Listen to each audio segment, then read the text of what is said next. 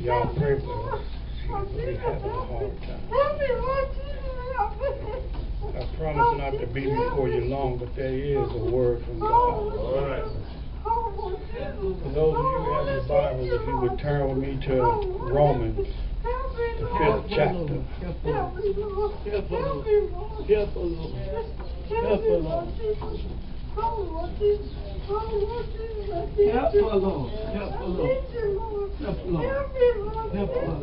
Romans, the 5th chapter. I'm going to read the 6th through the 10th Yes, verse. you do. Yes, you do. He right here, man. He right by your It side, reads man. thus. He'll never leave you. For when we were yet without Your strength, sister, your in brother, due whatever we time, need, Christ man, died that's for the what ungodly. he is. For scarcely for a righteous man will one die. Yes, he will, man. Yet peradventure for a good man, Right some would even dare to die. He got you. But God commended his love toward us in that, while we were yet sinners, Christ died for us. Much more then, being now justified by his blood, we shall be saved from wrath through him. For if when we were enemies, we were reconciled to God by the death of his Son, much more being reconciled, we shall be saved by his life. You may be seated. For a little while I want to talk from the subject, God's unbelievable love. And I, if I be lifted up from the earth, will draw all men unto me. All right. Jesus Christ, the same yesterday, today, and forever. Amen. Love. The greatest gift given to man. And yet it has been minimized down to a word of convenience by man. We many times love for convenience and personal gain. And our love usually comes with conditions and expectations. You know, we love those who say things we want to hear or do what it is we want them to do. But true love, God's love, is not just a word. It is in fact a word of action. All right. For God so loved the world that he gave his only begotten Son, that whosoever believeth in him should not perish, but have everlasting life. See, God's love is one of action, and it's an action that brings about change. God's love can change and save the whole world. His love does things, and it makes things happen. It cares for you. It grows in you. It gives to you. It takes from you. It provides for you. It serves you. It suffers for you. And it will even sacrifice itself to save you. God's love covers a multitude of sins. Church, I'm talking about an unbelievable love. A new kind of love. A love without limits, conditions, or expectations. I'm talking about a love in spite of. Many of y'all call it agape love. I call it Jesus Christ. God's unbelievable love to mankind. By way of introduction, we have the Apostle Paul writing to the saints at Rome. He's writing about the unbelievable love of God. All right, In these few scriptures, we see the unbelievable love of God and of the depths it goes through for the reconciliation, justification, and salvation of mankind. God shared his love that the world might be right with him. But my Bible tells me that God was in Jesus reconciling the world back to him, where the lion will lay down with the lamb and the snake will lay down with the sheep. Here we see the actual meaning of agape love. A love that gives strength to those without strength. A love so holy it can make righteous the ungodly. Yet so merciful it forgives and converts the enemies of God. And it's so powerful, it can turn a sinner into a saint. God's love is the only thing I know that can allow you to die and have life at the same time. See, it allows you to die to the old man and to the ways of the flesh. And at the same time that you're dying to that, it gives life to your spirit. For Jesus said you must be born again. I'm talking about the unbelievable love of God. Here the Apostle Paul explains why this love is so unbelievable. See, it was because of who God loved and how he proved this love. See, God so loved the world. Now understand, the world was enemy to God.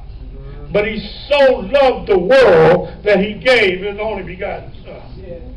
See, Paul tells us that scarcely for a righteous man one would die. And yet perhaps for a good man some would even dare to die. But this is not how God proved his love to us. But God commended his love toward us in that while we were yet sinners, Christ died for us. Yes, Lord Jesus. Church, God proved his love to us while we were yet sinners, while we were without strength. We were ungodly. We were unholy. We were unwilling. We was his enemies. And he took his only begotten Son and have him to die that we might be his children. This is the unbelievable love of God, that he stooped down to save sinners. I don't know about y'all, but God had to stoop way down into the deep gutters of life to get me. He had to move some stuff out the way as he stuck his hand down in the gutter to pull me out. See, God proved his love by giving up his only begotten Son. But not for the good and the righteous. Not for the perfect and the godly. But for the worthless and the useless. For the ungodly and the wicked. For the lost and the needy. And for the weak and the rebellious. These are who Jesus came to die for. Now I once asked, why didn't he die for those? Why didn't he die for the righteous? Because there was none righteous. No, not one. Had Jesus not died for the ungodly, had Jesus not died for the enemies of God, had Jesus not died for the unholy, he wouldn't have had to die. Because there was no righteous. There was none righteous. No, not one.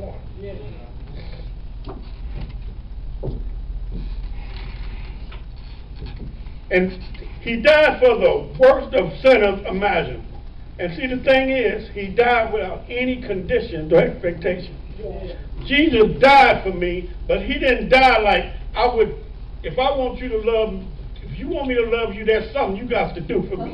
But God loved me to the point that he died for me. And he didn't say, Michael, I'm dying for you, so now you got to worship me. He still gave me a free will where I can choose to serve him or choose to serve the flesh. Look at this unbelievable love of God. And we're going to talk about what God went through. What makes this love so unbelievable. First, he sent his Son from heaven to earth. He stripped him of all his eternal glory, wrapped him up in contaminated flesh for him to die as a man. Now, he didn't have him to die as a good man. He didn't have him to die as a righteous man. He had him die as a sinful man. Now, we who are parents, think real long and hard about this. He watched his Son walk through life, being rejected, denied, spit on, slapped, cursed, whipped, abused, beaten, falsely accused, mocked, arrested, unjustly tried, tortured, and murdered by the same people who claim to love God. Now God sat back and he watched all this happen, knowing that he had the power at any time to reach down and grab his Son and save him from this. But no, to save the many, he allowed his only begotten Son to go through this. See, I know of a man who used to operate a crane. that raised up and let down. It would raise up for the ships to go under and then let down for the trains to go across. He had one son. His wife had passed away, so he could have no more children by this woman. One day he took his son to work with him, and he was raising down the bridge for the train to come across. And he heard a loud scream. All right. And he turned and he seen that his son was caught into the gears of the drawbridge. And he said to himself, if I stop the bridge to save my son, all the people on the train would die. So he turned his back on his only begotten son, and he let the bridge come down so the many could be saved. The sad thing is the people who was on the train had no knowledge of what that father had went through that they might live. See, sometimes we go through life having no knowledge of what God went through in order for us to live. We don't realize that God was up there watching them slap his only begotten son. God was up there watching as they whipped him all night long with the cat o' nine tails. God was up there watching as they spit on him and mocked him and did all kinds of ungodly things to him. God was up there watching as he hung up on this old rugged cross. Because of his love, he destined his only begotten son to die upon a cross for the sins of mankind. In that he didn't stop there. Laying all the sins upon the world upon him, and he had him carry them all by himself. I'm talking about an unbelievable love. All right. Then, he ain't finished yet. Then he judged his son for my sin. And then, through the curse of his wrath upon his son for sins that I had done. Everything Jesus went through was because of stuff that I did, and stuff that my son did, and stuff that his son's gonna do, and stuff that his son's gonna do. And then when all my generation is finished doing them, he's gonna start looking at what Jesse Wesley did, and what his son did, and what his son's son did, and what until all the sins of the entire world was thrown on his son's back, and then he judged his son based on what I did. All right, preacher. And then he condemned him to death. He cast his wrath against sin upon him who had no sin. He turned his back on his only begotten son. Yes. As the son cried out, my God, why have thou forsaken me?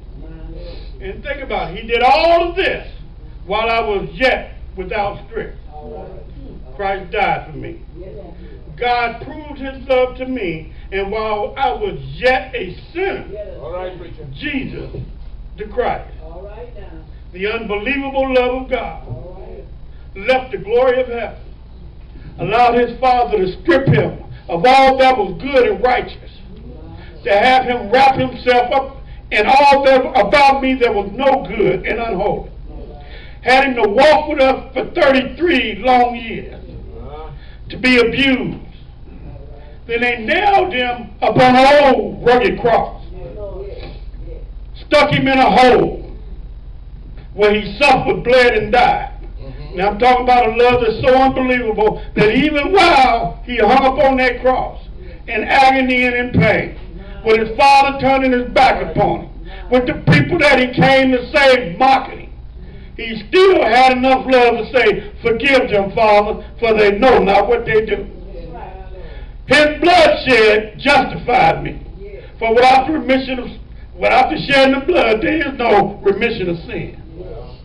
His death reconciled me, because he accepted for me the wages paid by sin. And his life saved me, because he rose with all power. The power to give me a new life in him. Jesus Christ, God's unbelievable love to mankind. Today is your day of salvation. Harden not your heart. The door of the church is open.